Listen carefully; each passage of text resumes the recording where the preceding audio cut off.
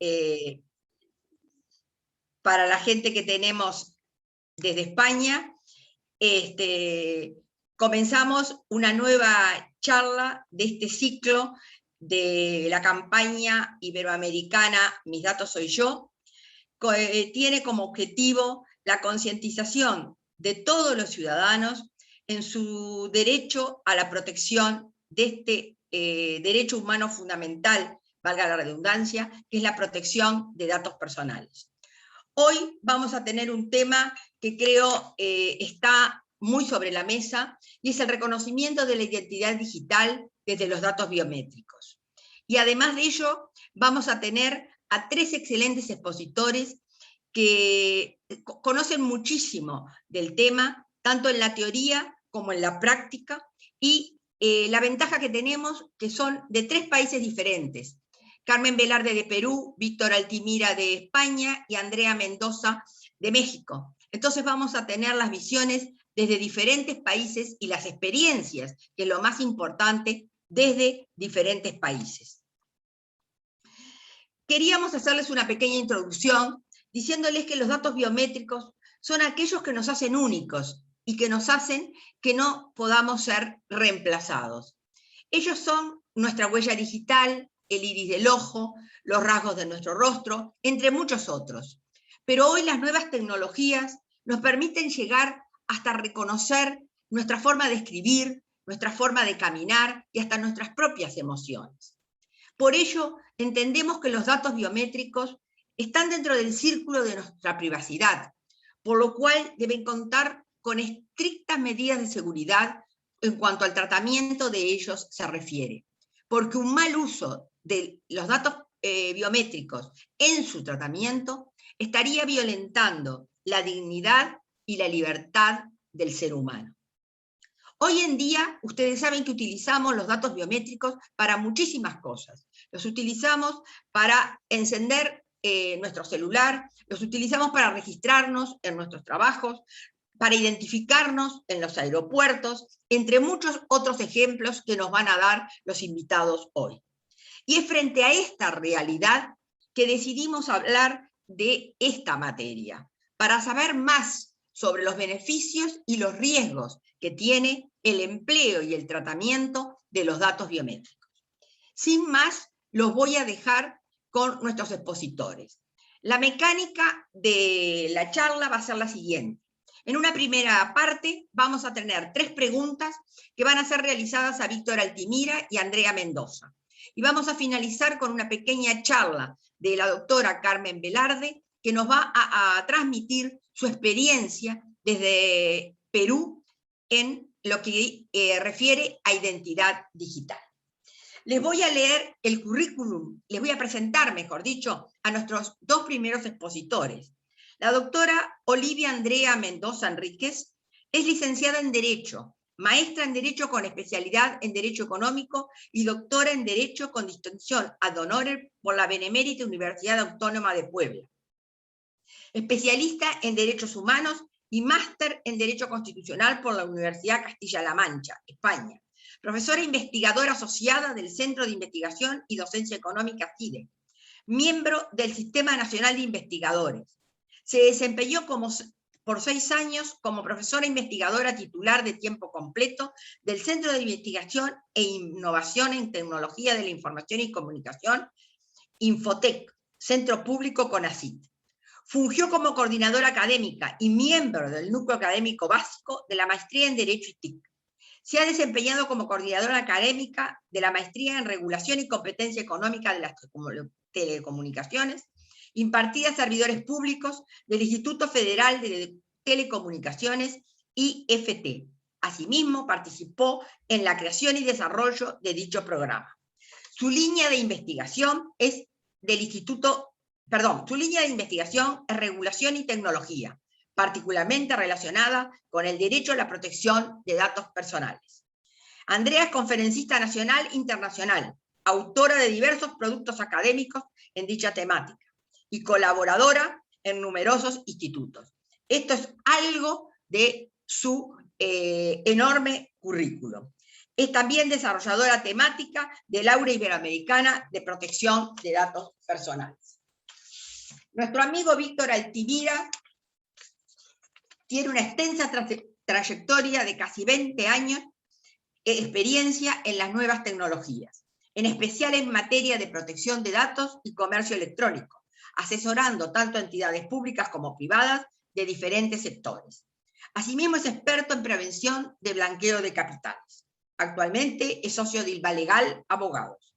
También es fundador de NATIC, Asociación de Expertos Nacionales de la Abogacía TIC, de la que ejerció como vocal, y de INBLAC, Instituto de Expertos en Prevención de Blanqueo de Capitales y Financiación del Terrorismo, de la que fue su presidente ejecutivo del 2014 al 2020.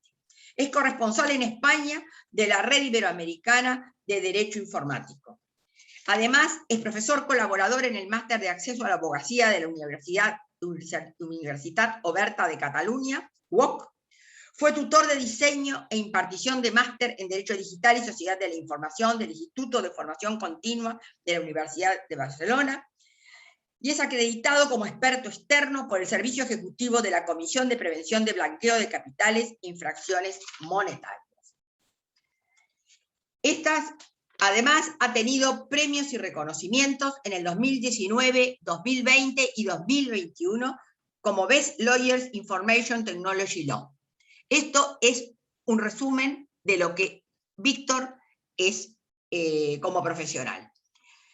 Bueno, ahora vamos a pasar a las preguntas que Víctor y Andrea vamos a tener el gusto que nos respondan. Víctor y Andrea, ¿qué principios del derecho a la protección de datos personales deberían tomarse en cuenta al momento de la recolección y tratamiento de los datos biométricos?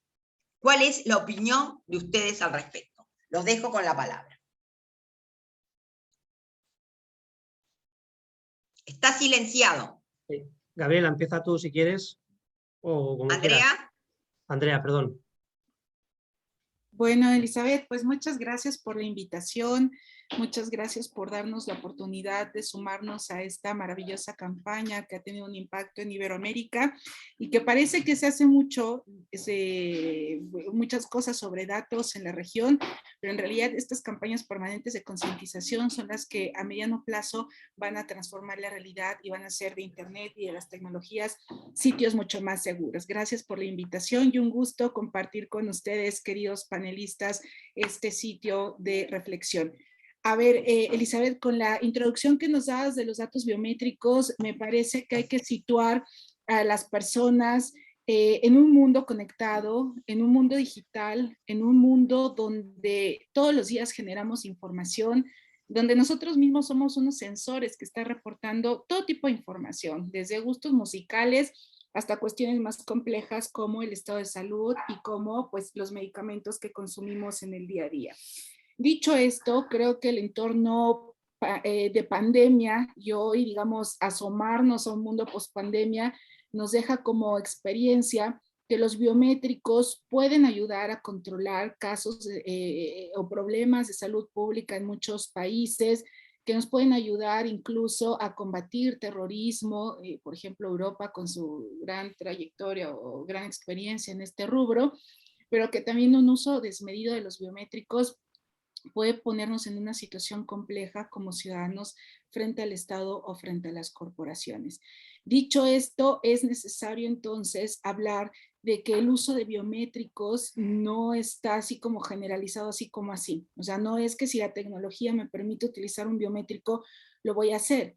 Hoy día hay un régimen legal que da las reglas claras para el tratamiento de datos, en este caso biométricos, y que bueno, en este caso compartimos México y España, esta idea del convenio 108 del Consejo de Europa que establece algunas bases para el tratamiento de datos y que también nos ayuda a establecer los principios. Entonces, creo que hay todos los principios en materia de protección de datos son importantes, pero creo que hay dos rectores que nos ayudan siempre como operadores para saber si lo que estoy haciendo es adecuado, es proporcional y me ayuda al fin que estoy pretendiendo alcanzar.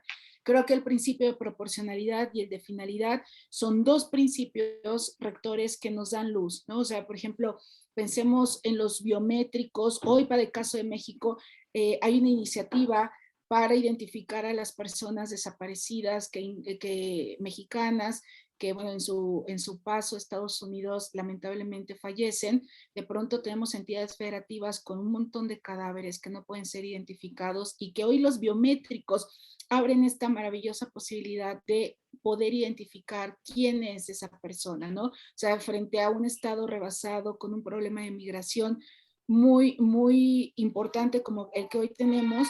Hoy hay una base de datos biométricos contenido en las credenciales de elector o para votar con fotografía en el caso de México, y estos biométricos nos permitieran identificar a esa persona. Pero, ¿cómo es que generamos una base de datos con el alcance que tiene esta base? Pues creo que se hace una base de datos con fines electorales, usando el biométrico como un mecanismo de seguridad para no duplicar las identidades o para no duplicar los votantes en un país, pero que sin querer a la par nos da una base de datos con medidas de seguridad adecuadas, con principios, con una proporcionalidad y una finalidad. Entonces, creo que la pregunta que nos debemos hacer es, yo quiero utilizar datos biométricos, ¿para qué fin? ¿Es estrictamente necesario utilizar biométricos para alcanzar ese fin o hay otras alternativas? ¿Y cuáles serían los datos mínimos que necesito recabar? Esto pensando, por ejemplo, sobre todo en esta región latinoamericana, que los biométricos son una tentación permanente para los gobiernos en nuestros países como un mecanismo de control y un impacto a la democracia, ¿no? En algunas democracias muy jóvenes. Entonces, creo que la proporcionalidad y la finalidad son principios rectores que pueden ayudar. Creo que también principios como la transparencia pueden limitar la actuación o pueden limitar el número de biométricos y lo que se hace con ellos que entidades gubernamentales recaban de las personas. Depende del caso concreto, pero en general proporcionalidad y finalidad ayudan a que la medida sea adecuada y sea la mínima indispensable para lograr un fin. Muchas gracias, Andrea. Víctor. Gracias. Coincido plenamente con lo que has puesto, Andrea, y antes de nada, y muchas gracias también a Elizabeth por haber contar conmigo nuevamente para hacer esta coloquio, esta charla, esta ponencia, como lo que queramos llamar. Y sabes que es un placer siempre acudir a tus llamadas. Y dicho esto, pues comentaros, ¿no? Que bueno, la definición que has dado tú en un inicio de lo que se entiende por datos biométricos casi encaja plenamente la definición que nos da el RGPD, ¿no? El Reglamento General de Protección de Datos, que como sabéis, pues es directamente aplicable a todos los países que conforman la Unión Europea. Es decir, se trata de cualquier dato, ¿no? De cualquier característica física, fisiológica o conductual que al final pues, confirme la identificación única de esa persona, ya sea con imágenes faciales o dactiloscópicas, ¿no? Y eso, ¿qué hace? Que en el artículo 9 de nuestro reglamento del RGPD pues nos diga que es un dato de categoría especial, es decir, tiene que tener un tratamiento especial ese dato. ¿Por qué? Porque nos identifica único de forma clarísimamente de que somos nosotros. En principio, ¿qué nos dice el RGPD? Que ese tratamiento de datos tiene que estar prohibido. Es decir, no se pueden tratar datos biométricos, a no ser que haya una serie de excepciones. Y esas excepciones son las que tenemos que tener en cuenta a la hora de esos principios del derecho, que muy bien como ha apuntado Andrea, ¿no? Pero aparte nos está diciendo, pues, ¿cuál es la base de legitimación para que podamos tratar esos datos? Para que deje de estar prohibido. Pues, ¿cuáles serían? Entre otros, nos dice pues, que es que el interesado haya dado su consentimiento explícito. Es decir, que explícitamente nosotros digamos y dejemos que se trate ese dato biométrico nuestro. Que el tratamiento sea necesario para cumplimiento de obligaciones y ejercicios en el ámbito laboral, ya sea del responsable de tratamiento o del encargado del tratamiento. También cuando sea para proteger intereses vitales del interesado cuando esta persona no esté capacitada, ya sea físicamente o jurídicamente, para dar el consentimiento, pues en esos casos también podría ser válido el dato biométrico. Y también cuando sea por razones de interés público, pues el gobierno podría utilizar, en ese caso, pues esos datos biométricos. Por tanto, Y complementando un poquito lo que nos decía Andrea, muy bien explicado, hay que tener cuidado con las bases de tratamiento. Es decir, tenemos que tener una base de legitimación del tratamiento que sea sólida, en base a esas que he dicho anteriormente. Es decir, no porque nosotros nos parezca bien hacerlo, sino que tenemos que siempre encajarlo sobre esa base del tratamiento. Además, tenemos que tener en cuenta que tiene que encajar muy bien. Es decir, muchas veces se ha utilizado en el ámbito laboral pues para controlar que realmente el trabajador está accediendo. Dices, bueno, pues voy a pedirle la huella dactilar para entrar, o estos reconocimientos faciales para realmente saber que es el trabajador. Y esto a veces se ha utilizado incluso por las empresas para evitar la picaresca de que a veces, pues si tiene un PIN, pues el compañero que llega tarde llama y, oye, márcame el PIN, y como que he entrado a la hora o que he salido, y entonces pues los empresarios buscan la forma de que realmente pues, esa persona realmente está entrando. ¿Y eso cómo lo hacemos? Pues con reconocimiento facial o con el lector de la huella dactilar. Pero eso no sería un argumento válido el decir que lo basamos en el consentimiento del empleado, porque el consentimiento del empleado en la relación con el empresario es un consentimiento débil. ¿Por qué? Porque en principio el trabajador pues, va a dar consentimiento a casi todo lo que le diga el empresario. Por tanto, hemos dicho antes, hay otras bases de legitimación, como sería el de la relación contractual y en el ámbito del control del ámbito laboral, que tendría más cabida que no el del consentimiento. Entonces, por tanto, la base de legitimación es muy importante para tenerlo claro si podemos utilizarlo o no podemos utilizarlo. Además, tenemos que tener en cuenta llevar a cabo un análisis de riesgos y una evaluación de impacto, de conformidad con lo que establece el artículo 35. Con este análisis y la evaluación de impacto vamos a detectar todos los posibles problemas, tanto legales como técnicos, que se pueden dar en la recogida de datos, en el tratamiento posterior, en la conservación de esos datos y el día de mañana pues, el borrado y destrucción de esa información. Y eso es lo que nos va a hacer pues, el que llevemos a cabo si al final del tratamiento, pues como decía muy bien Andrea, pues si es necesario realmente llevarlo a cabo o no. Entonces, si vemos que hay un riesgo alto, pues a lo mejor habría que llevar a cabo una consulta previa a la autoridad de control, en nuestro caso, a la Agencia Española de Protección de Datos, es decir, si es necesario o no hacer ese tratamiento a resultas del resultado, nunca mejor dicho, que nos haya dado el análisis de riesgos y la evaluación de impacto. Es decir, intentemos siempre mitigar el máximo riesgo para el derecho de los interesados.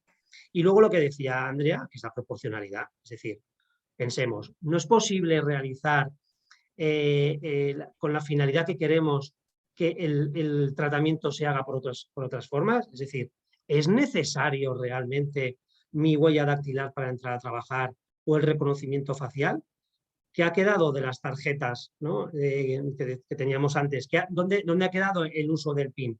Evidentemente estará la picaresca que he dicho anteriormente, pero si podemos siempre evitar utilizar datos biométricos, pues muchísimo mejor. Es decir, siempre pensemos en la privacidad por defecto, es decir, intentemos no utilizar demasiados datos que luego pueden ser perjudiciales tanto para los interesados hasta incluso para la propia empresa que los está recogiendo, si luego no se hace un tratamiento de forma correcta. Además, luego la Agencia Española de Protección de Datos también ha modificado su criterio, y aparte de todas estas bases de legitimación, como habida cuenta de la pandemia se habían empezado a proliferar muchísimas software, muchísimas máquinas que hacían, aparte del reconocimiento facial, incluso te estaban tomando la temperatura antes de entrar a trabajar, y esto lo hacía todo en bloque, ¿no? Ya que lo hacemos en grande, ¿no? El tema de la privacidad intrusiva, pues, ¿qué es lo que ha reconocido? Pues ha venido a reconocer diferentes formas, es decir, cuando estamos tratando ese dato biométrico, no es lo mismo que estemos haciendo un sistema de autenticación, es decir, un sistema uno a uno, que cuando estamos haciendo un sistema de identificación, que sería uno a varios. Entonces, en el uno a uno, que sería yo previamente, estoy dejando mi imagen, es decir, me pongo así, me estáis captando, y entonces cuando yo entro, verifico, pongo un código PIN, me está mirando y entonces identifica solamente con aquella imagen que yo ya tengo grabada. Es decir, no va contra todo el resto de imágenes de la empresa. Es decir, no sería sistema de identificación. El sistema de identificación es lo mismo. Cuando se hace uno a varios, es como cuando yo estoy en una escena del crimen y hay una huella dactilar mía. Entonces, se va a cotejar esa huella dactilar con el resto de datos que tiene, ¿no?, de huellas dactilares que tiene la policía para identificar si es esa persona. Entonces, cuando se está haciendo uno a uno, es mucho menos intrusivo que cuando se está haciendo uno a varios, ese sistema de identificación. Entonces, aquí se ha adaptado que si se hace de esta forma, de uno a uno, pues es menos peligroso en aras a la protección de datos. Este es el criterio de la Agencia Española, pero por ejemplo tenemos el criterio de la Autoridad Catalana de Protección de Datos, que aplica en Cataluña para empresas del sector público catalán, o por ejemplo la autoridad francesa, la CNIL, que consideran que sigue siendo un dato sensible, ya sea el sistema uno a uno o uno a varios.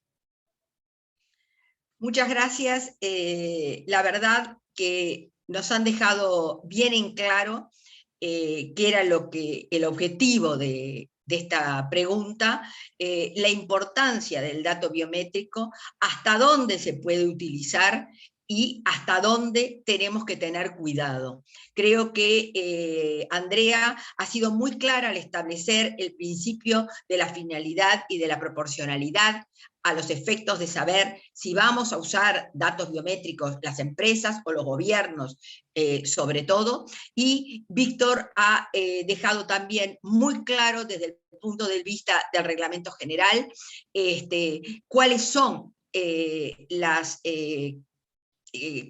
todas las precauciones que tenemos que tener al momento del tratamiento o de la recolección de los datos personales, siendo con esa evaluación de impacto, sea tomando en cuenta los principios, sea viendo si realmente es necesario, porque coincidimos totalmente en que a veces ver si realmente es necesario el uso del dato biométrico o si se puede utilizar algún otro, porque como lo decíamos en la introducción y como lo hemos dicho varias veces en la campaña, el dato biométrico no se borra y es lo que nos identifica en forma totalmente personal. Entonces, la invasión a nuestra privacidad es una realidad cuando se hace un mal tratamiento del dato biométrico.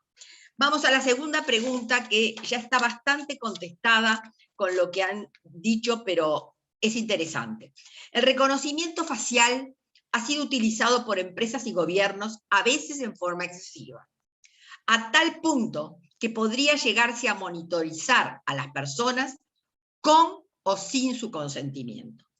¿Cómo puede mitigarse este riesgo que claramente está vulnerando la privacidad y la libertad de los ciudadanos o los usuarios? Creo que ya Víctor algo ha contestado, pero podemos darle la palabra a Andrea y luego a Víctor para que lo puedan explicitar. Muchas gracias, Elizabeth. Bueno, pues es una pregunta interesante porque tal vez algo que debí haber dicho al principio es que dentro del catálogo de datos biométricos, o sea, podemos encontrar los evidentes como nuestra huella digital, pero dato biométrico en realidad es cualquier dato que me identifique, me haga identificable, que esté asociado a, digamos, aspectos físicos de mi persona, ¿no? Entonces, un dato biométrico podría ser el ritmo con el que camina cada persona, puede ser la forma de la cara, ¿no? Entonces estas técnicas, ahí nos situamos en las técnicas de reconocimiento facial que son muy populares, por ejemplo, en redes sociales como Facebook. Habrán notado que hay nuevas aplicaciones hoy en la plataforma que se dan por default, al menos para el caso de México, donde te notifica que una persona que probablemente ni siquiera sea tu amigo en la red social haya subido una fotografía tuya y te pregunta si deseas etiquetarte en esa fotografía. Eso lo puede hacer el algoritmo porque está empleando técnicas de reconocimiento facial. Entonces, de pronto parece muy simpático poderme etiquetar en una foto, pero pensemos en el poder que acumulan las empresas y los estados a partir de estas nuevas técnicas.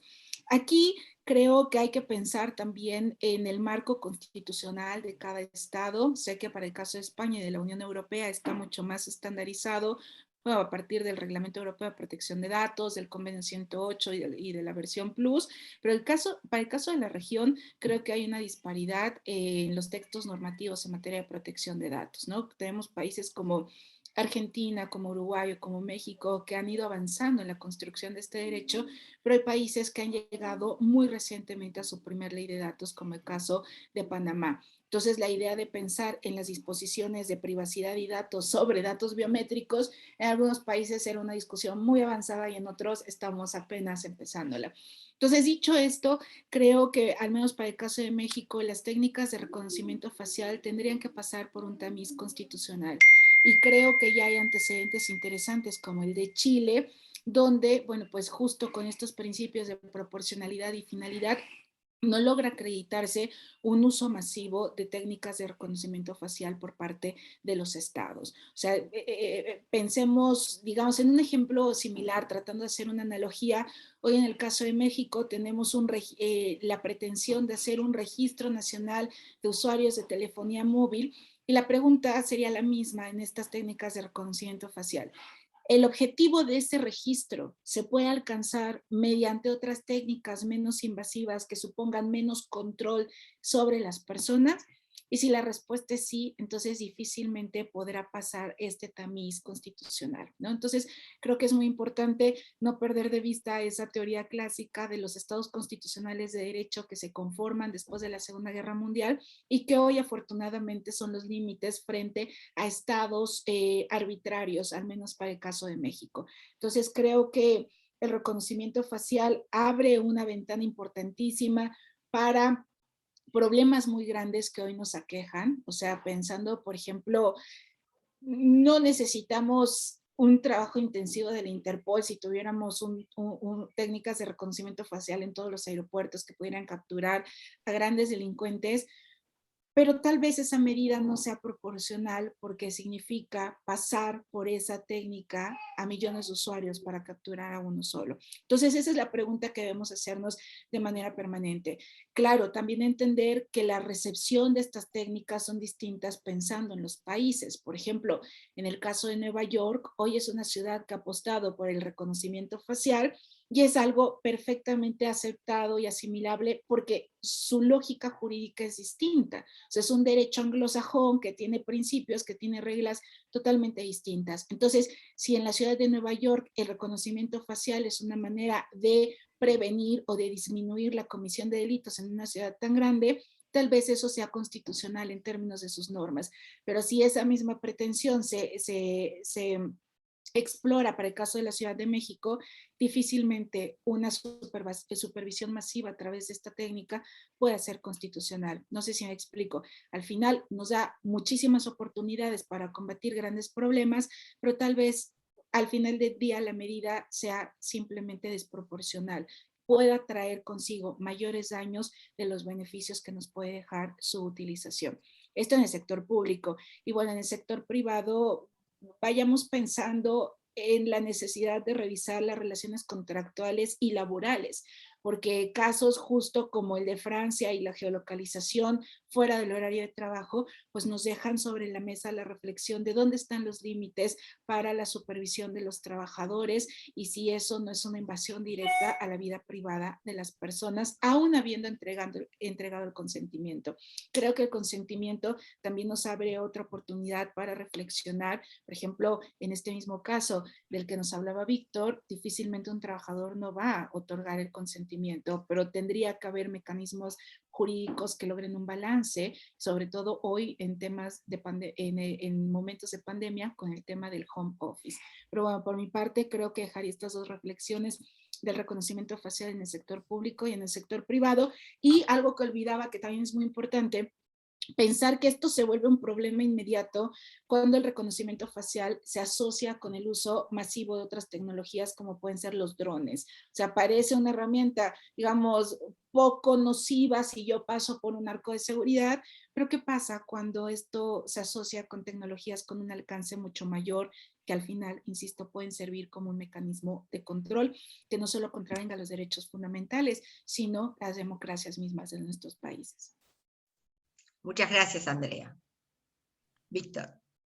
Pues coincido plenamente con los comentarios de Andrea, y la verdad es que se hace difícil, ¿no?, el empezar a pensar cómo vamos a regular todo esto, más teniendo en cuenta de que es muy difícil poner barreras al campo. La tecnología avanza a ritmos que nunca el legislador va a poder atrapar. Cada vez vemos aplicaciones, vemos softwares que hacen cosas súper novedosas, y luego al final, mucho que también tengamos el principio del consentimiento, pues para decaer el uso de los datos biométricos, al final el usuario muchas veces, que tenemos que ser los principales garantes de nuestra privacidad. No pensemos, como decía Andrea, en que si es constitucional o no es constitucional. O sea, puede ser todo lo constitucional del mundo y poner muchas regulaciones, pero al final el principal garante somos nosotros, ¿no? Cada uno de los ciudadanos de forma individual. Y si damos el consentimiento con una alegría pues, descomunal, ¿no?, porque no nos fijamos en, como decía muy bien Andrea, ¿no?, en las regulaciones, pues al final caemos, ¿no?, en esa necesidad, y en que estemos pues, permanentemente controlados. Hoy día es cada vez más frecuente pues, el uso de relojes inteligentes que te están midiendo las pulsaciones, te están diciendo que te levantes de la silla, te están diciendo que te vayas a correr, que bebas agua, lo que has dormido, lo que has dejado de dormir.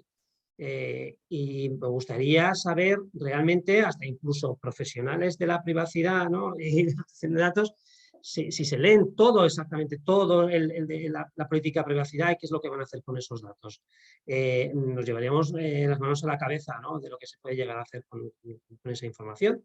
Y en principio, pues suponemos que lo van a hacer todo muy bien, pero bueno, si cambia de manos, si esa información pues, es hackeada, se la lleva pues, a personas que no tienen por qué acceder, ¿no? Entonces, es complicado. Entonces, yo siempre digo, el principal garante, por mucho que haya legislación por delante, tenemos que ser nosotros. Y nosotros somos los primeros que tenemos que revisar siempre muy bien la política de privacidad. Si hay algo que nos chirría, si hay algo que nos incomoda, pues no lo utilicemos.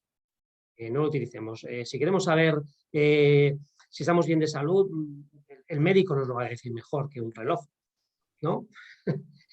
A nadie se le ocurriría, ¿no?, fiarse única y exclusivamente del reloj, ¿no? Si me duele el corazón, pero bueno, como aquí el reloj me dice que más o menos las pulsaciones son buenas, pues no voy al médico. No, nos vamos al médico.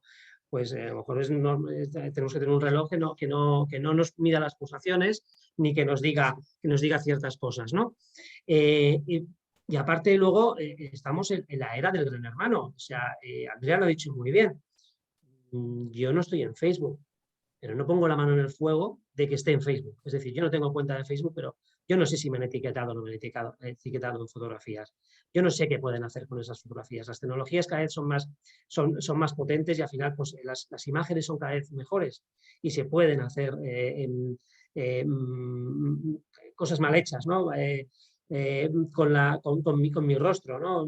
Y no soy yo, y yo no he dado nunca mi consentimiento, y ni quiero estar en Facebook ni necesitar que lo veo. Yo cuando tengo necesidad de hablar con mis amigos, pues ya contacto con ellos, llamo por teléfono, ¿cómo están? Vamos a comer, a cenar, a tomar algo, pero no tengo necesidad de dar me gustas y cosas en Facebook, ¿no? Es mi opinión.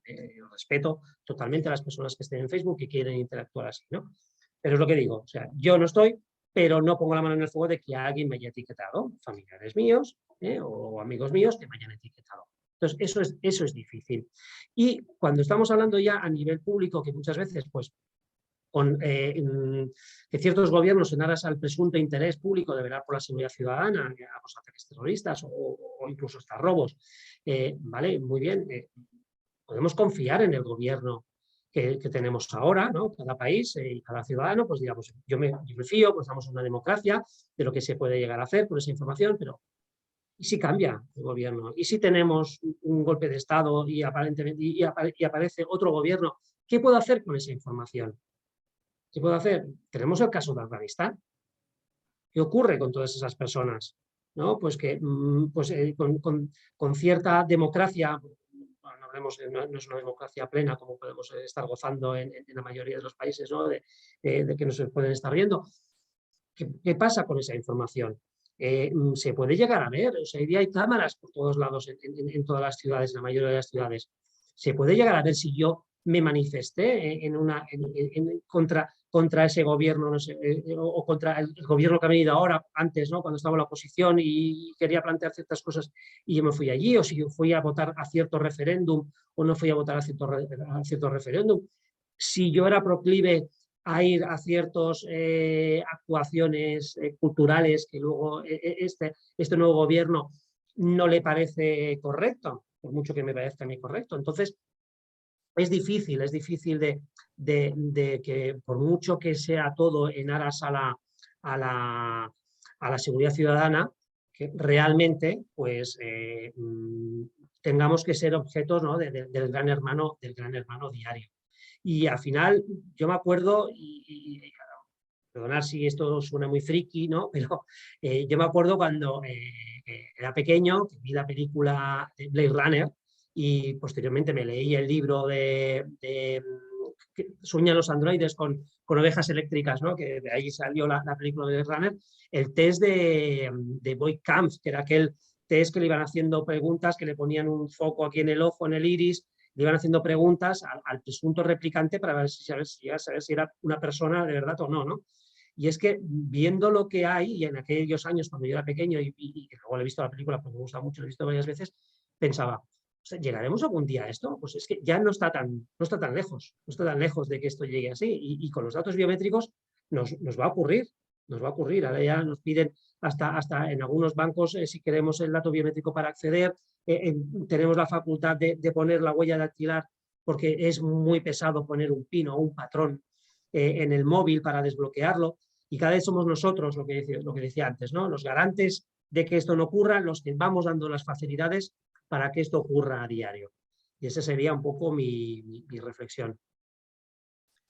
Muchas gracias, Andrea y Víctor, y es una gran verdad lo que ustedes dicen, y es por eso el objetivo de estas charlas, porque realmente al fin del día somos los usuarios, nosotros, los que a veces, ¿no? En caso de que sea algo del público, del gobierno, como decían, las cámaras puestas en las diferentes ciudades, es difícil evadirlo como usuario, pero para las empresas privadas generalmente somos nosotros los que estamos dando la información. O como ponía el ejemplo Víctor, en el caso de los celulares, a veces nos es más fácil la huella dactilar y tendríamos que pensar que si perdemos el celular, la huella dactilar no la vamos a poder recuperar, mientras que si pusimos un PIN, siempre lo vamos a poder recuperar. Entonces, creo que esta pregunta nos deja muchos puntos para reflexionar, que nos han dado tanto Víctor como Andrea, para saber hasta dónde, en el caso de usuario, podemos limitar el empleo de esos datos biométricos. Bueno, la última pregunta sería, si ustedes nos podrían contar algún caso práctico, que creo que los hay, tanto en México como en España, donde se hayan utilizado los datos biométricos por parte de empresas o de gobiernos en forma incorrecta. Cuando digo en forma incorrecta me refiero a que se hayan utilizado y hayan sido discutidos, sea en la vía judicial o sea por la unidad de control de cada uno de los países. Los escuchamos.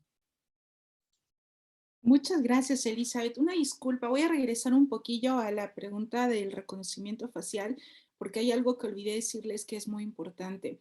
A nivel internacional, hoy los focos sobre los biométricos y sobre el reconocimiento facial se coloca en el tema de las armas de destrucción masiva. O sea, creo que hay que ponerlo ahí en términos del derecho internacional, porque justo cuando Víctor decía de Afganistán, se demostró que estos robots o estos, no intentos, estos robots de destrucción masiva no es que sean infalibles. Y entonces, de pronto, los sistemas de reconocimiento facial se supone que estarían programados solo para atacar a militares donde esos robots contrarios, donde esos robots sean colocados. Y la verdad es que tanto drones como robots de destrucción masiva han logrado atacar a población civil. Entonces, creo que también desde el derecho internacional humanitario va a haber una construcción importante de instrumentos normativos o de soft law a partir del problema que representa que los sistemas no son infalibles, el reconocimiento facial asociado con estas tecnologías. Solo dejarlo ahí para la gente si le interesa como un punto donde ya se alzó la voz en los organismos internacionales y donde hoy día se están construyendo las reglas para el uso de estos dispositivos. Rápidamente, por ahí había una pregunta que nos hacía Gaby sobre las disposiciones normativas de datos biométricos en el caso de México.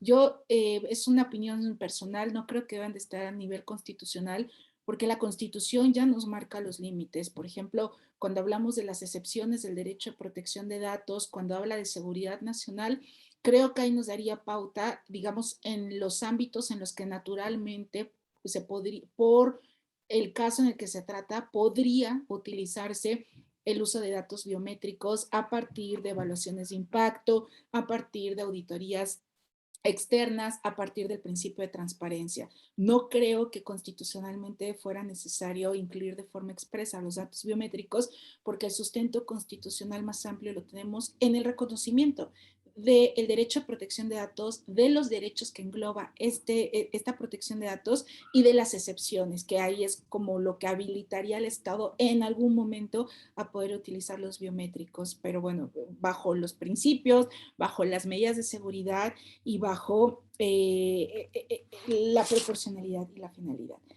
Ahora sí, contesto la pregunta, Elizabeth. Creo que el caso de México es un caso interesante porque el ejemplo del que les voy a dar se trata de una institución que aprendió de su falla y que hoy nos da soluciones a partir de los biométricos. O sea, no todo está mal, lo hicieron muy mal al principio, pero tuvieron una curva de aprendizaje, porque el problema es cuando tenemos instituciones que lo hacen muy mal, pero lo siguen haciendo igual de mal, ¿no? Entonces, en el caso del Instituto Nacional Electoral, ellos tienen una base de datos de todos los ciudadanos en México, porque es el que otorga las credenciales para votar con fotografía y como parte de sus medidas, pues recaban la fotografía y las huellas digitales de los ciudadanos.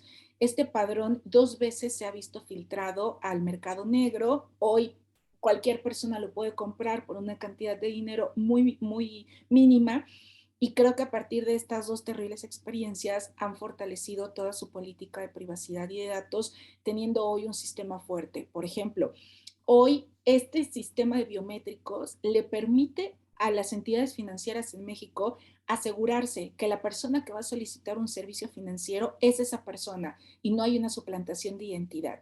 ¿Y cómo lo hacen? Lo hacen a partir de un convenio que firmaron con esta autoridad electoral donde el banco le pregunta. O sea, no es que la base de datos de biométricos la tengan los bancos, digamos, el responsable es el INE y la autoridad bancaria, el banco le pregunta a la autoridad electoral: oye, aquí está Elizabeth Bouvier. ¿Es realmente Elizabeth Bouvier? ¿Puedes confirmarme en la consulta de sus huellas digitales si se trata de la misma persona? Y en tiempo real, casi en segundos, manda la respuesta para decir si es la misma persona o no es la misma persona y es un documento falso. Entonces, creo que de estas experiencias, donde la primera experiencia fue alguien del mismo Instituto Nacional Electoral quien vendió la base de datos, y en la segunda experiencia fue un partido político al que se le facilitó porque la ley lo permite, la ley lo obliga, este padrón de votantes, y lo sube a una nube pública sin medidas de seguridad y a partir de ahí lo descarga todo el mundo. Creo que la experiencia, o sea, el impacto es terrible, ¿sí? Pero la experiencia de la institución ha sido buena porque desarrolló una política integral de datos donde hoy ayuda incluso a privados para tener certeza de que no se cometan ilícitos, al menos en el sector financiero.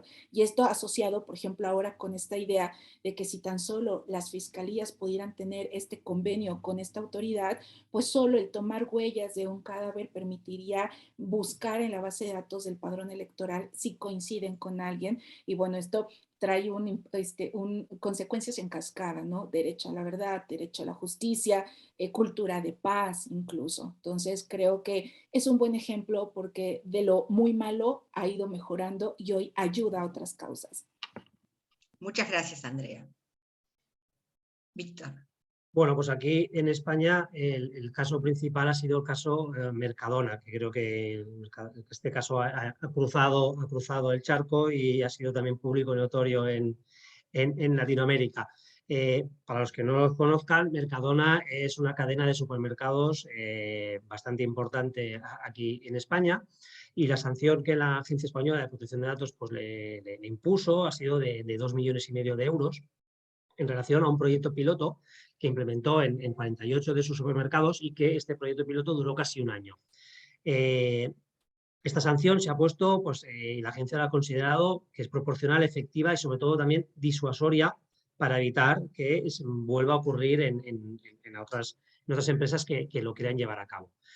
¿Cuál era exactamente el tratamiento que estaba haciendo Mercadona? Mercadona lo que hacía era que grababa las imágenes, igual que se tiene cualquier cámara de videovigilancia, y entonces lo que hacía era captar las personas que entraban en sus supermercados y lo cotejaba con una base de datos de personas que habían ido a robar, que habían robado anteriormente en cualquiera de los supermercados y que había una sentencia penal en el cual pues, se había demostrado que esa persona había robado, tenía esa base de datos de esas imágenes, y si imaginemos que yo era un ladrón que había robado en el supermercado, cuando entraba, pues había un decalaje para ver que realmente si yo había robado o no había robado, y entonces pues cogían y entonces pues venían personas de seguridad y me invitaban a salir fuera del supermercado.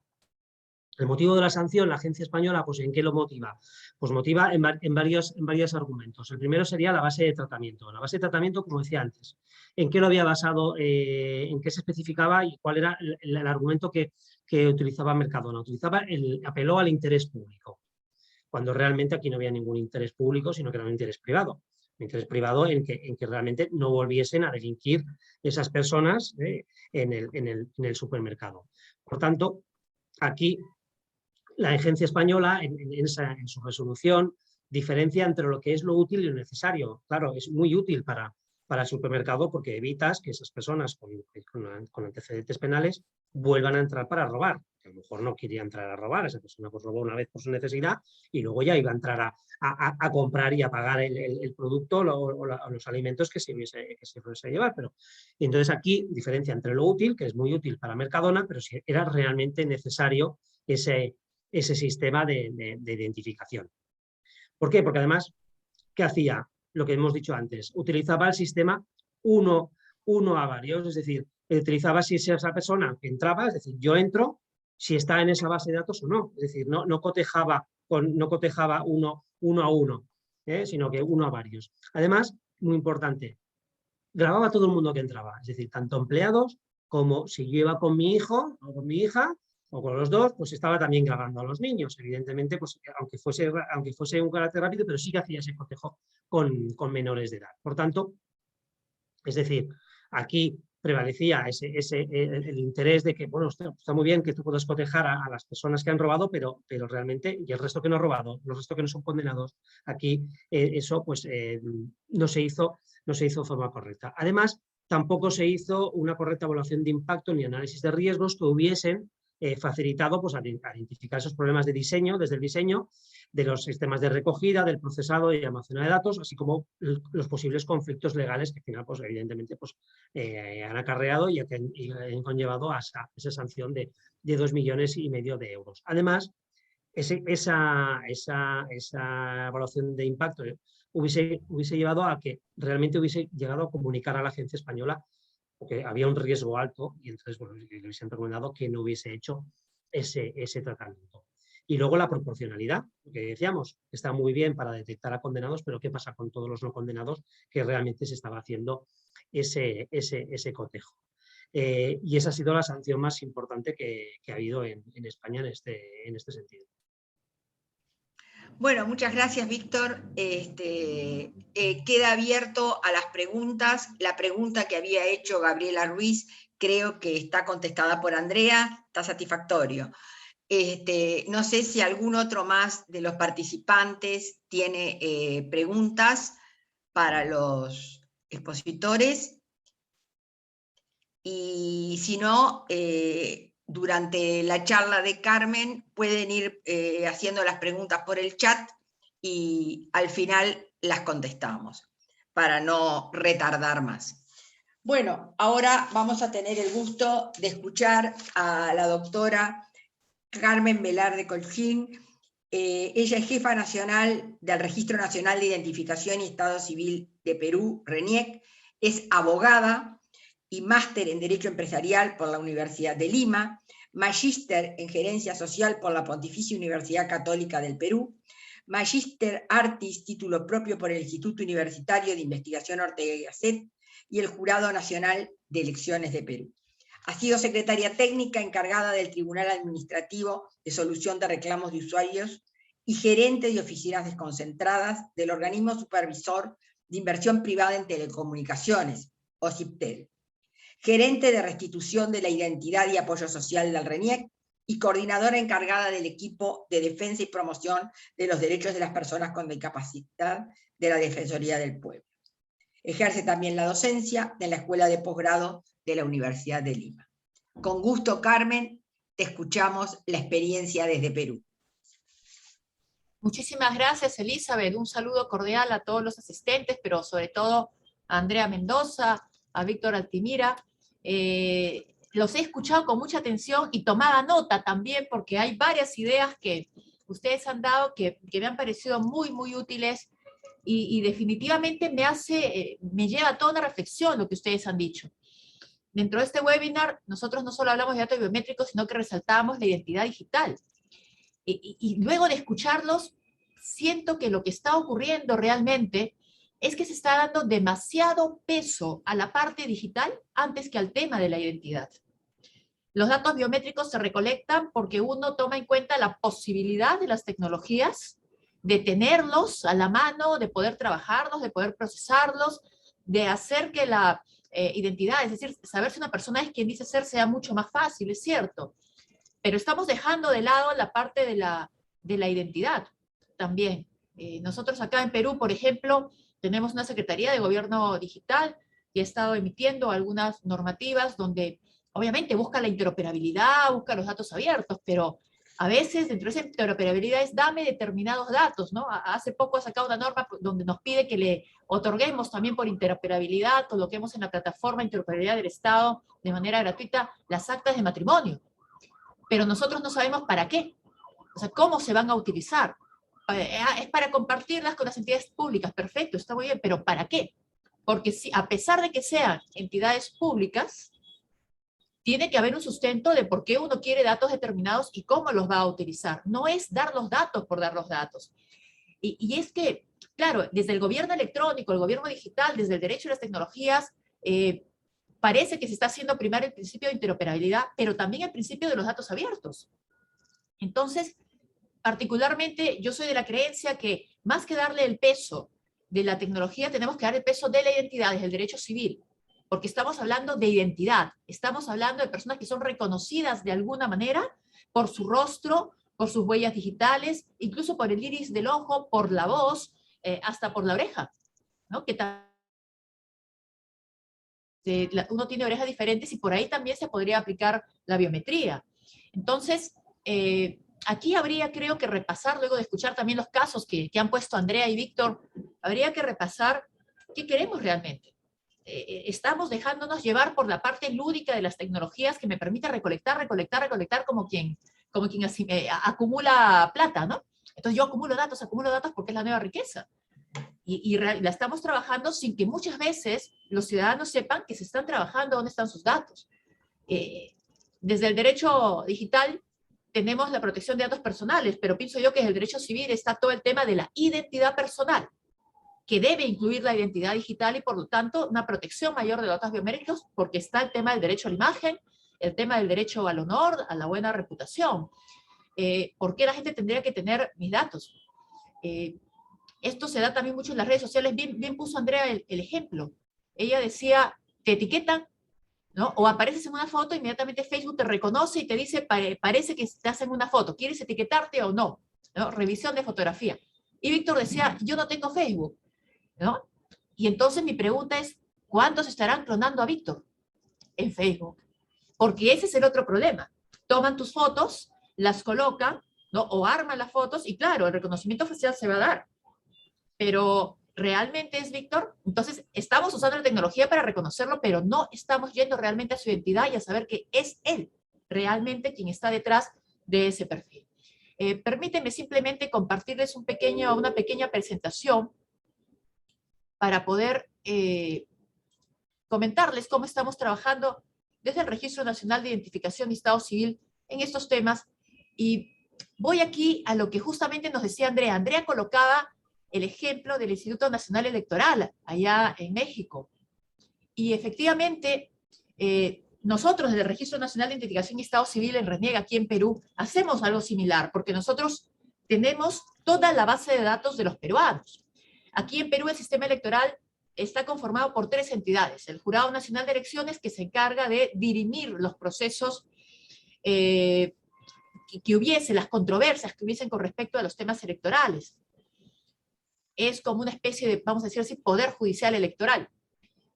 La Oficina Nacional de Procesos Electorales, que se encarga de realizar todas las elecciones, toda la parte logística, ¿no?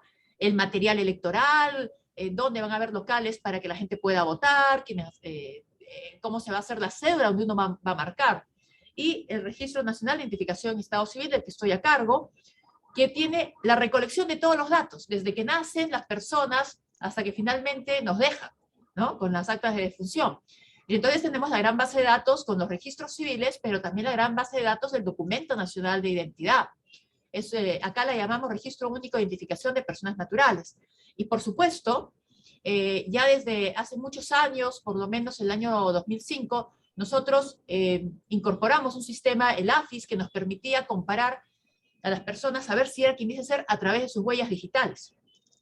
Esto sin duda, el AFIS utilizaba las huellas de los 2 índices, el derecho y el izquierdo, y nos permitió una lucha contra la delincuencia también, de personas que se hacían pasar por otras y gracias a la lectura biométrica podíamos saber que no era la persona.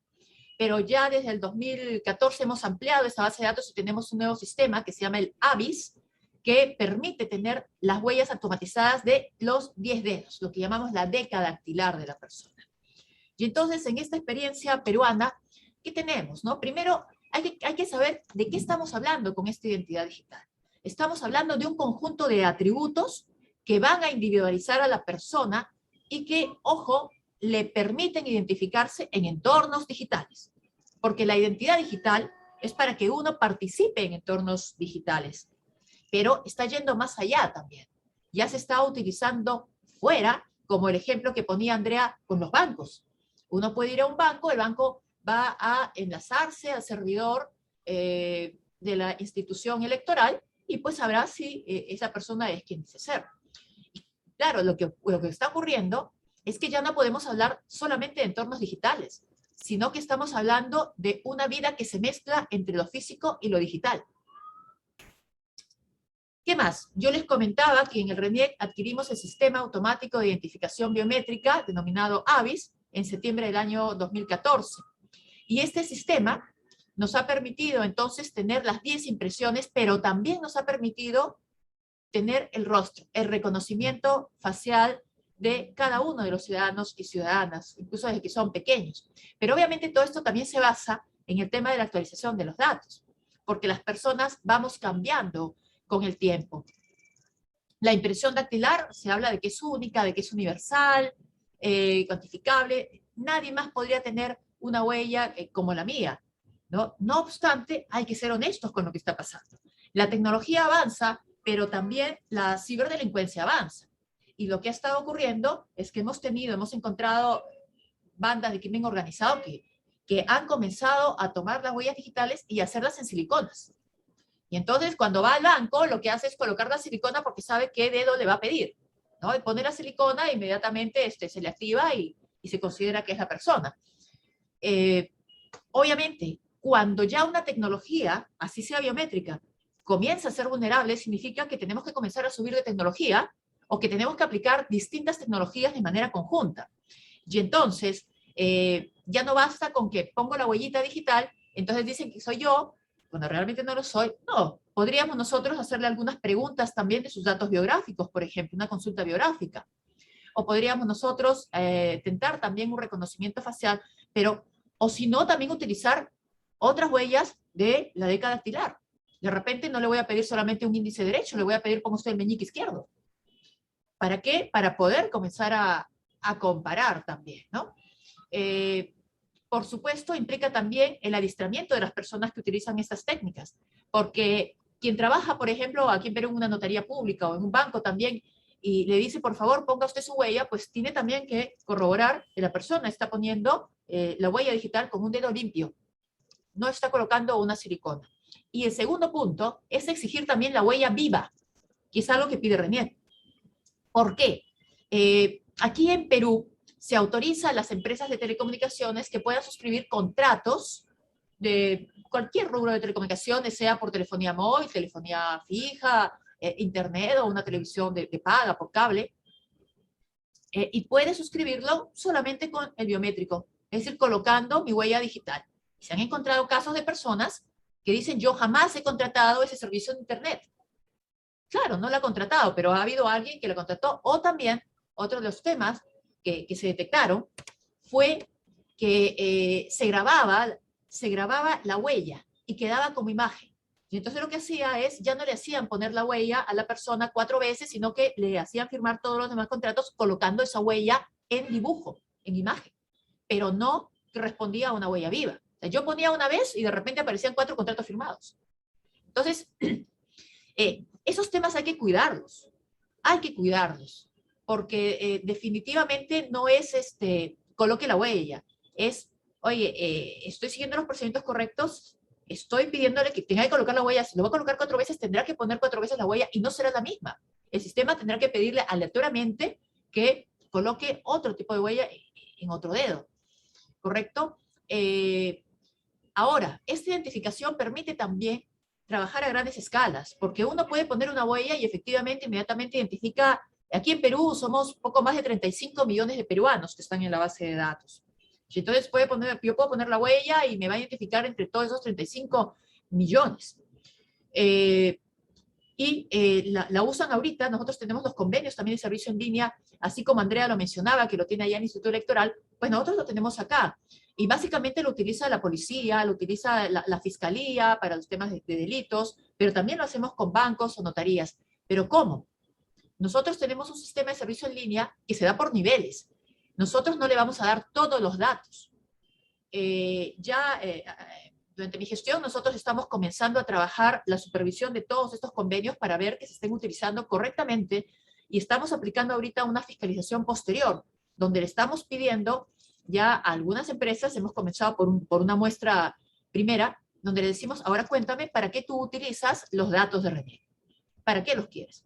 Porque lo que ocurre es que tenemos personas que nos piden la consulta en línea, pero quieren que 200 usuarios ingresen al servicio en línea y de repente hay otra que no te pide 200, sino 500 usuarios. Oye, espérate un momentito, ¿tú por qué quieres 200 o 500 usuarios? Porque mientras más usuarios o más puertas abres, más se puede filtrar la información. Porque dependemos ahí del juramento que haga la persona de que no va a dar los datos por ningún motivo ni los va a soltar. Pero no basta con el juramento, nosotros tenemos que tomar medidas. Entonces, estamos evaluando ahorita un sistema para limitar todos esos pedidos. Yo he llegado a encontrar ya contratos firmados y estamos comenzando a evaluarlos, a reevaluarlos en realidad. ¿Por qué? Porque precisamente tenemos que dar más peso a los datos personales y a su cuidado, y sobre todo a los datos biométricos. Comentaba Andrea la experiencia del registro electoral allá y cómo la base de datos había salido y la vendía. Pues bien, efectivamente, había personas que anteriormente solicitaban el padrón electoral y se las daban. Bueno, nosotros hemos tomado contacto con la Dirección de Protección de Datos Personales de acá de Perú, porque tuvimos, por acceso a la información, acá está el derecho a acceso a la información, tuvimos pedidos para entregar padrones electorales. Y nosotros decidimos no entregarlos. Así que nos reunimos con la Dirección de Protección de Datos Personales, que emitió, a nuestra consulta, emitió una opinión de que se debía proteger todos esos datos y que luego de vencer las elecciones ya no tenía uno por qué solicitar un padrón electoral. Además, así entreguemos un padrón, nosotros teníamos que tachar los datos que son confidenciales, como también cualquier tema, la huella digital tiene que ir con trama, tiene que ir tramada para que no pueda ser luego digitalizada o utilizada por otro para generar pues alguna silicona, ¿no? O con una imagen comenzar a hacer contrataciones. Así que hemos comenzado a denegar la entrega de estos padrones electorales, ¿no? No obstante, también hay un tribunal de acceso a la información que tiene una opinión contraria a la Dirección de Protección de Datos Personales. Así que hay todavía un camino que recorrer, que tiene que discutirse y se tiene que dar prioridad a la identidad de la persona, a la identidad, su identidad digital y los cuidados de sus datos personales, antes que estar pensando en el acceso a la información. Porque, ojo, una cosa es acceder a la información, porque claro, la base de datos, una base de datos es pública, es de una entidad pública, sí, pero es una base de datos que se refiere a datos personales y a datos que son relacionados a una identidad personal de cada uno. Y bueno, gracias a esta base de datos ALAVIS hemos encontrado los casos de dobles inscripciones, suplantaciones de identidad también. Los servicios digitales los prestamos con la Policía Nacional. A ellos, por ejemplo, a una de sus áreas sí le permitimos el acceso a las huellas, porque son áreas que investigan casos de delitos bastante graves y es necesario que ellos puedan identificar a las personas. Pero los datos han servido para que se puedan trabajar más bien tarjetas de propiedad digitales, antecedentes penales digitales. Nosotros estamos trabajando ahorita con el DNI electrónico aquí en Perú y hacia el otro año empezamos con nuestro plan de masificación para que el DNI electrónico esté en todo el país. Y esto va a permitir que más bien la persona porte en el chip una huella digital que permita su mayor comparación, su mejor comparación. Pero también hay temas positivos con relación al uso de los datos biométricos. Y es que aquí en Perú, nosotros a raíz de la pandemia, teníamos que ver cómo hacíamos para atender la necesidad de trámite del DNI de los ciudadanos sin que ellos tuvieran que acudir a nuestras agencias de forma física, sobre todo porque tuvimos varios meses largos de para. Así es que elaboramos un aplicativo, inicialmente en Android, y ya la siguiente semana estamos soltando el aplicativo en iOS, que ya está ahorita en lo que se llama una marcha blanca. Estamos justamente haciendo pilotos en algunas agencias con algunas personas para ver su funcionamiento. Y este aplicativo que le llamamos el DNI biofacial, permite que el ciudadano pueda descargarlo en su teléfono móvil y con él, con el reconocimiento facial de su rostro, pueda renovar su documento nacional de identidad. Aquí el DNI peruano vale por 8 años, luego de eso tienes que renovarlo. Y entonces ya tenemos desde el 15 de diciembre del año pasado que lo lanzamos, más de casi 900.000 personas que han estado haciendo su trámite de DNI, renovándolo sin tener que acudir a nuestra sede física. Y no solo eso, sino que en este aplicativo, aquí pueden ver, por ejemplo, cómo uno tiene que reconocer el rostro, ingresa, pero también a la hora de renovar uno puede tomarse la fotografía. Y esa fotografía va directamente a la base de datos del RENIEC, ¿no? Que previamente lo ha comparado. No obstante, es un aplicativo que también tiene, hemos encontrado, digamos, que al chocarnos con la realidad tiene algunos inconvenientes. Lo primero es que nuestro Registro Nacional de Identificación y Estado Civil hasta hace un tiempo permitía que la persona traiga su propia fotografía. Y claro, cuando uno quiere registrarse, uno quiere salir bien maquilladito, muy guapo, muy guapa en la foto, se la toma y sale una foto estupenda. Pero cuando el sistema le pide ya, después de 8 años que el DNI ya ha vencido por vigencia, pues uno se toma la foto y ya se da cuenta que ha cambiado, uno ha engordado un poquito más, ¿no? Tiene papada, bueno, algunas otras cosas, y esos cambios no siempre los reconoce. En otros casos, sí. Entonces, nosotros aquí hemos entendido que tenemos que seguir impulsando lo que llamamos la captura en vivo, es decir, que cuando el ciudadano va a nuestra agencia, le damos a tomar la fotografía ahí, ya no tiene por qué traer una fotografía para que nosotros la digitalicemos. No, ¿por qué? Porque necesitamos que efectivamente sea la misma persona para hacer este reconocimiento facial. Pero también hemos encontrado otros puntos, y es que algunas personas prefieren hacerse un selfie para que la fotografía haga el match con nuestro servidor, pero en realidad tiene que pedir a un tercero que se la tome, salir sin lentes y tener también una luz y hacerlo en un ambiente de una pared blanca, por ejemplo, porque cualquier cosa que puede estar allí alrededor, o lentes o gorra, puede simplemente hacer que no se dé match. Y sobre este DNI biofacial también hemos creado el registro digital de nacimientos. Porque las madres acá que dan a luz, das a luz en pandemia y no vas a estar llevando a tu bebé a las oficinas del RENIEC.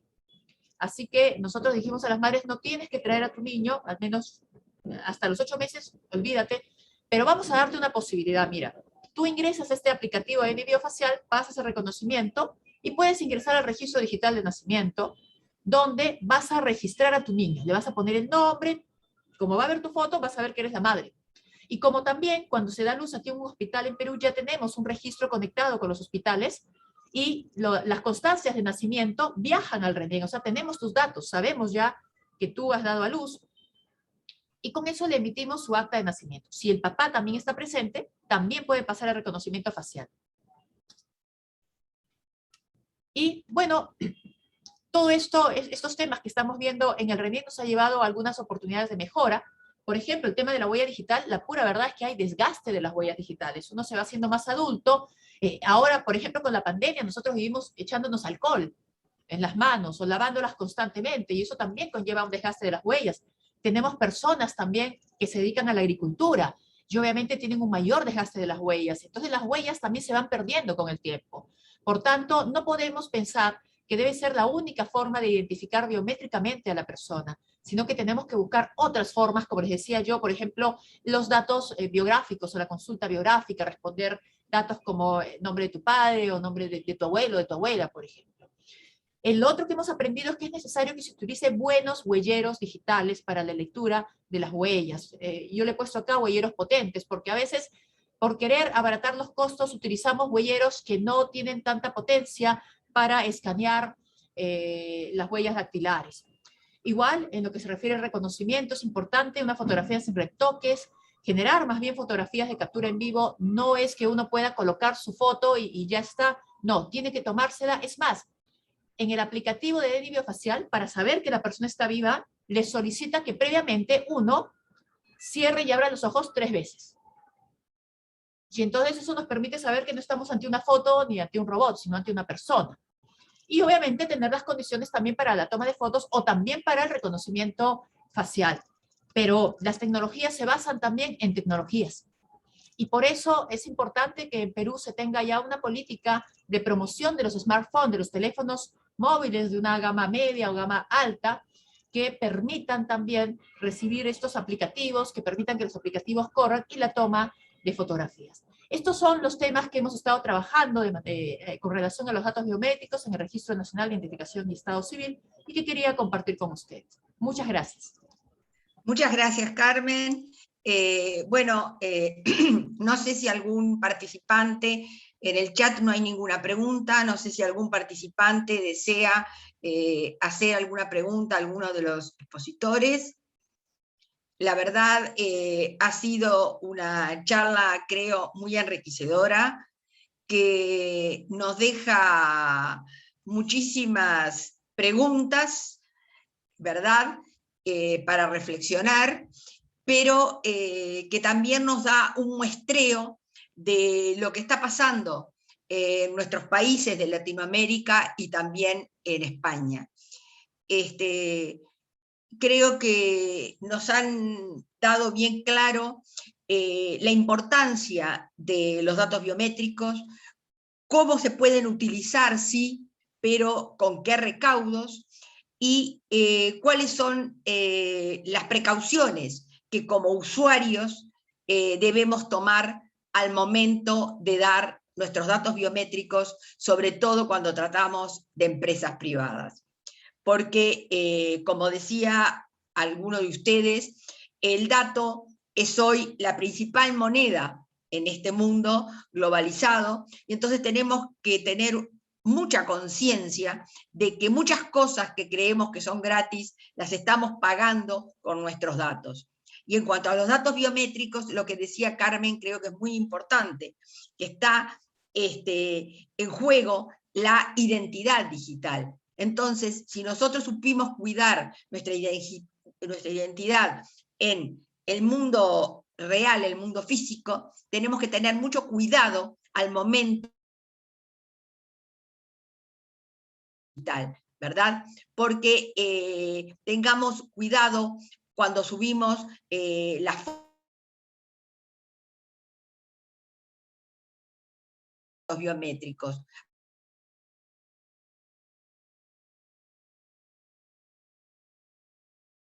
Decía Andrea, entonces hay que cuidar esas cosas para que nuestros niños y nuestras niñas y adolescentes no tengan tan condicionado su futuro como muchos padres, tíos, abuelos, se los podemos estar condicionando con esa suma indiscriminada de fotos a internet. Porque a veces, aún como decía Víctor, no utilizando determinadas redes sociales, podemos estar en esas redes porque se nos ha clonado nuestra imagen por diferentes técnicas. No olvidemos que la tecnología avanza, que cada vez es más potente y muchas veces no tiene en cuenta que el centro de la tecnología debería ser el ser humano y debería estar al servicio del ser humano, y como decían muy bien Víctor y Andrea, no olvidemos también que el cuidado de los datos personales está también de la mano con tener más y mejores democracias, ¿verdad? Porque también no solamente está influyendo el maltratamiento de estos datos biométricos en nuestra privacidad personal, sino que está influyendo en nuestra libertad y está afectando a nuestras democracias. Así que no me queda más que agradecerles a Carmen, a Víctor, a Andrea, a todos los que nos han acompañado y participado de esta charla. Y bueno, los invitamos para nuestra próxima charla, que todavía no la tenemos proyectada, y como habrán visto acá en el chat, lo que estamos recibiendo es solamente felicitaciones para los ponentes. Así que muchas gracias y les decimos hasta prontito. Que tengan buena tarde y Víctor, que descanses. Y buena cena. Hasta pronto. Chao. Muchas gracias. Venga, adiós. Y gracias a todos. Gracias, Eli. Gracias, Andrea. Gracias, Víctor. Muchas A gracias. vosotras. Gracias a ustedes por Buen estar. descanso. Muchas gracias Muchas por la gracias. invitación, un gusto, cuídense. Un placer estar con Chao, las que se tres. cuiden mucho. Y Igualmente. muchas gracias también a Indira, que nos ha permitido estar a todos juntos con administrándonos la plataforma. Chao, Gracias. Andrea. Un gusto, Chao, luego, Víctor. Chao, cuando Carmen. necesiten. Gracias, Indira. Buenas Hasta luego. noches. Suerte, éxitos.